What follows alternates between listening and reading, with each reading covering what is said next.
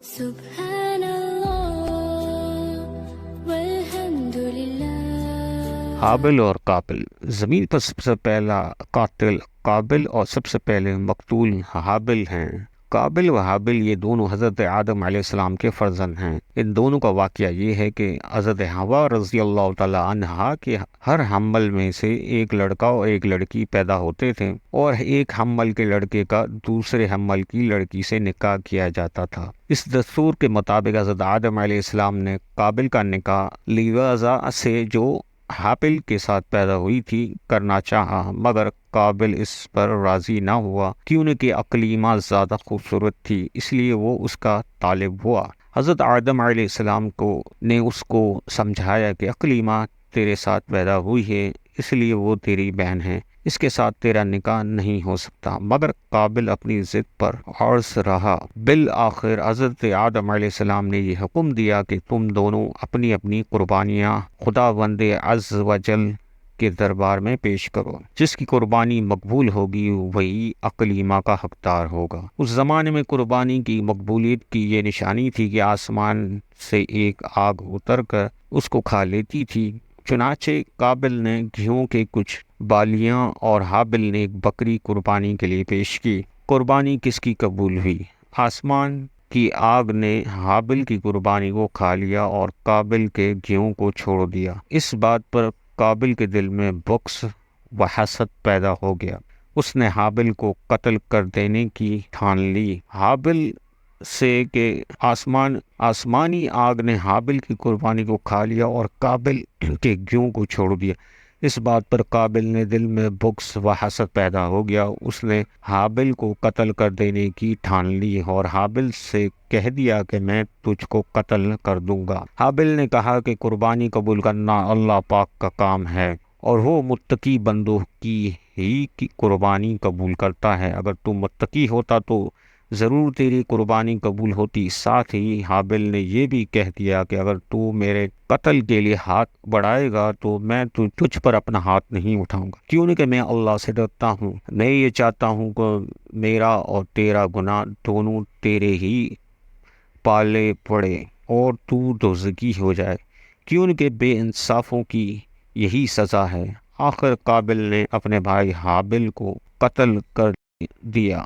یہ وقت قتل حابل کی عمر 20 برس کی تھی، اور قتل کا یہ واقعہ مکہ مکرمہ میں جبل سور کے پاس ہوا یا جبل حرا کی گھاٹی میں ہوا، اور بعض کا قول یہ ہے کہ بصرہ میں جس جگہ مسجد اعظم بنی ہوئی ہے، منگل کے دن یہ واقعہ ہوا۔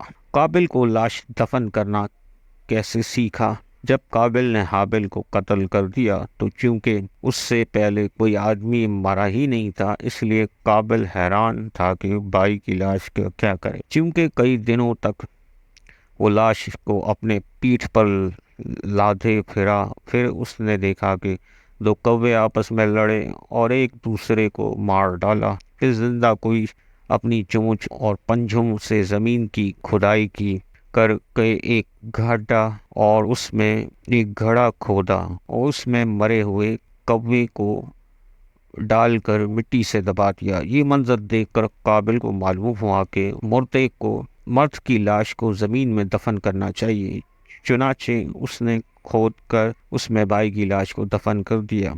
حابل قتل ہو گئے تو 7 دنوں تک زمین میں زلزلہ رہا اور پرندوں اور درندوں میں اضطراب اور بے چینی پھیلی گئی، اور قابل جو بہت ہی گورا اور خوبصورت تھا، جو خون بہاتے ہی اس کا چہرہ بالکل کالا اور بدصورت ہو گیا۔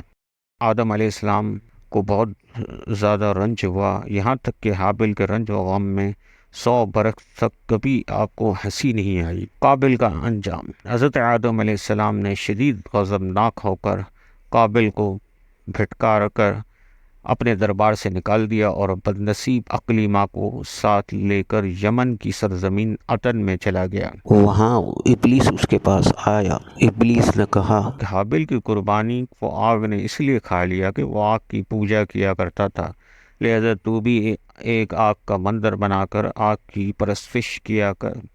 چنانچہ حابل پہلا وہ شخص ہے جس نے آگ کی عبادت کی اور یہ روئے زمین پر پہلا شخص ہے جس نے اللہ پاک کی نافرمانی کی اور سب سے پہلے زمین پر خون ناحق کیا، اور وہ پہلا مجرم ہے جو جہنم میں سب سے پہلے ڈالا جائے گا۔ حدیث شریف میں ہے کہ روئے زمین پر قیامت تک جو بھی خون ناحق ہوگا قابل اس کا حصے دار ہوگا، کیونکہ اس نے سب سے پہلے قتل کا دستور نکالا، اور قابل کا انجام یہ ہوا کہ اس کے ایک لڑکے نے جو کہ اندھا تھا اس کو ایک پتھر مار کر قتل کر دیا، اور یہ بدبخت نبی زادہ ہونے کے باوجود آنکھ کی پرستش کرتے ہوئے کفر و شرک کی حالت میں اپنے لڑکے کے ہاتھ سے مارا گیا۔ ہماری ویڈیو کو لائک کریں، خوب شیئر کریں، ہمارے چینل کو سبسکرائب کریں۔ شکریہ۔